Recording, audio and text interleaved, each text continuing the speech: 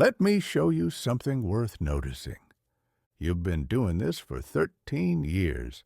Same building, same desk, same drive.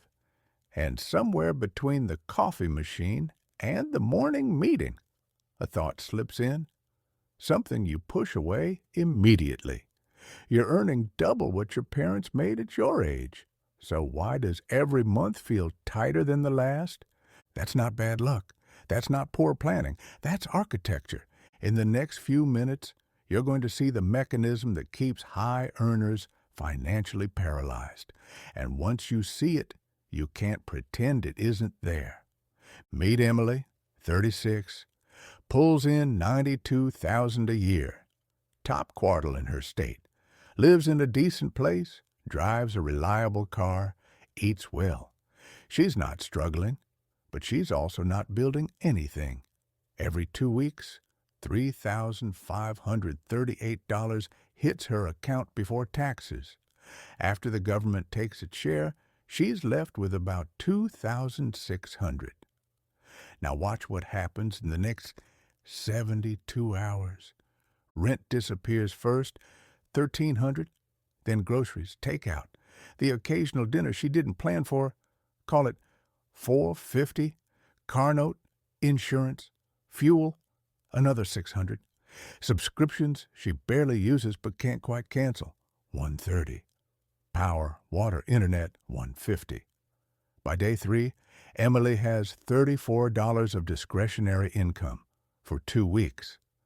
But here's what makes this so effective.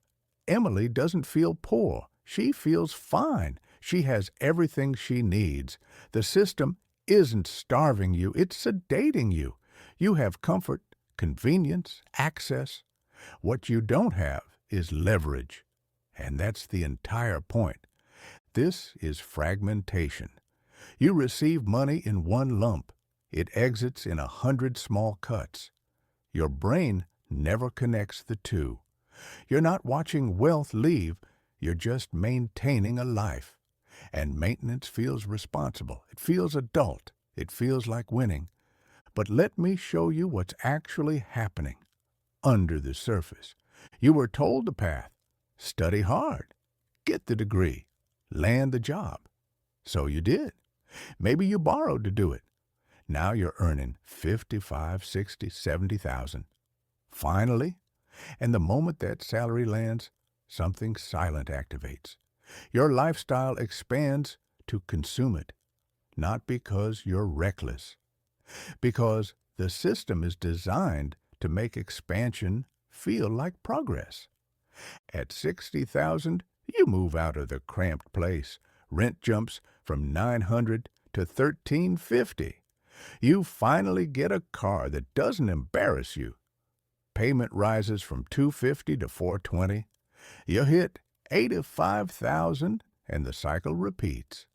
Bigger apartment, better car, a trip you've been putting off. Each raise feels like relief, like you're finally getting ahead. But you're not getting ahead. You're getting deeper, because now you need that salary, not want, need. Your rent requires it, your car payment requires it, your entire infrastructure is built on the assumption that the checks keep coming. You've constructed a financial identity that can't survive without constant feeding. This is the lock. You're no longer working because you want to. You're working because your life will collapse if you stop. The term is golden handcuffs, but that makes it sound optional.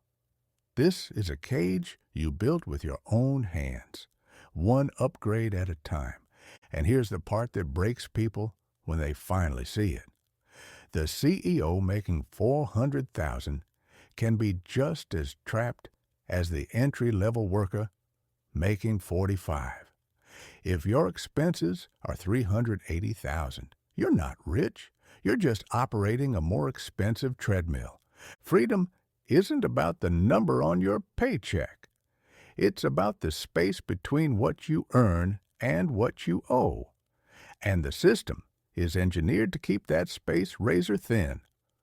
I know someone, let's call him Marcus, tech industry, cleared $130,000 annually, hated his job, thought about leaving constantly, but every time he got close, the math stopped him cold because he'd already locked in a $4,200 mortgage, 2 car payments, kids in a school that cost more than his first apartment. When his company offered him a $25,000 raise, he felt saved, like he'd bought himself breathing room. 3 weeks later, property taxes adjusted. 1 car needed major work, so he traded it in. His insurance recalibrated, and within 60 days his financial pressure was identical to before the raise. Not better, the same. This is the system's masterpiece. Salary increases don't build wealth. They unlock new expense tiers. The person earning $38,000 and the person earning $220,000 often report the same level of financial anxiety. Because obligations scale with income, the system makes sure of it. Your raise doesn't free you. It qualifies you for a bigger trap.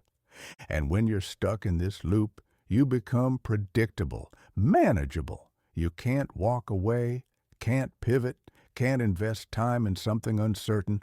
All your money is already spoken for by your landlord, your lender, your service providers. You're a subscription model for everyone else's revenue stream. They benefit. You circulate. Here's a test. Stop reading and answer this honestly. If you lost your income tomorrow, how long could you last? If the number is under 90 days, you're not financially stable, you're functionally captive, and you're not an outlier. Nearly 2/3 of working professionals couldn't cover their lifestyle for 30 days without a paycheck. 1 month. That's the margin between normal and catastrophe. That's not security. That's a very polished dependency. The salary trap tells you this is just how it works. Earn, spend, repeat. Earn more, spend more, repeat faster. But this isn't a natural law. It's a design choice. And the moment you see the design, the moment you recognize your salary isn't making you rich. It's keeping you too occupied to become rich. The entire game shifts.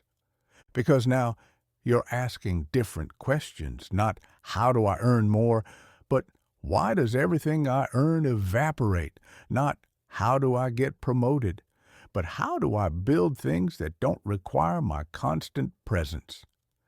This isn't about rage quitting. It's about awareness creating options. Once you see the trap as a structure, not destiny, you can disassemble it. Step 1. Stop confusing cash flow with actual wealth. $140,000 salary is cash flow. $60,000 in assets that generate income is wealth. One disappears when you stop working. The other doesn't. Step 2. Widen the gap deliberately. Keep your expenses below your income, not accidentally, but strategically. This feels unnatural. It works anyway. Step 3. Funnel that gap into assets that compound, not liabilities that decay. Most important, build a buffer. The moment you have 3 to 6 months of expenses saved, your psychology changes. You're no longer operating from fear. You can negotiate. You can walk. You can say no. You gain the one thing the system hates most: optionality. The goal isn't just more money. The goal is independence from the requirement of more money. Because the second you don't need the paycheck, you stop being controlled by it. The salary trap is real, it's elegant, but it's not unbreakable. The people who escape aren't smarter or luckier. They just saw it. They recognized comfort isn't the same thing as freedom, and they chose differently. You can make that choice right now. Thanks for watching. Subscribe and turn on notifications so you don't miss what's next.